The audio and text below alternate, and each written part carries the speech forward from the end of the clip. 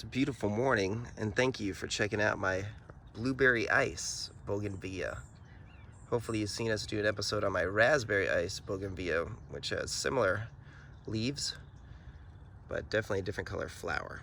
Now what I like about the blueberry ice Bougainvillea, which is a hybrid, is that it's compact, it's slow growing, and it does really well in a sunny part of the yard.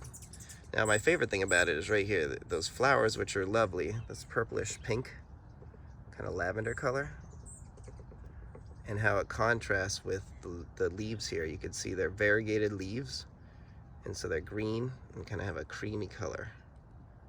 So just a really beautiful plant.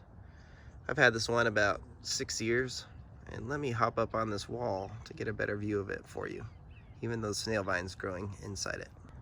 So here's that beautiful foliage, and this plant will grow about 3 feet in height and about 6 to 7 feet wide. It's hardy into zones 10 to 11, so it doesn't tolerate very much frost, and you can see it does get pretty woody in the heat of the summer and now the fall. But it does put on a beautiful show here. Now again, it is a slow grower compared to other bougainvillea, easily the slowest growing bougainvillea in our yard.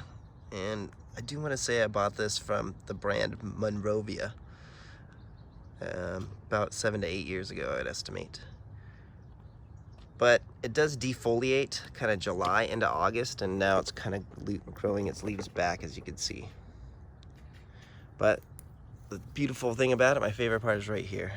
Stunning, stunning flowers and beautiful foliage. Okay, this is the blueberry ice Bougainvillea. Give us a like and a subscribe, and we'll keep them coming. Have a great day.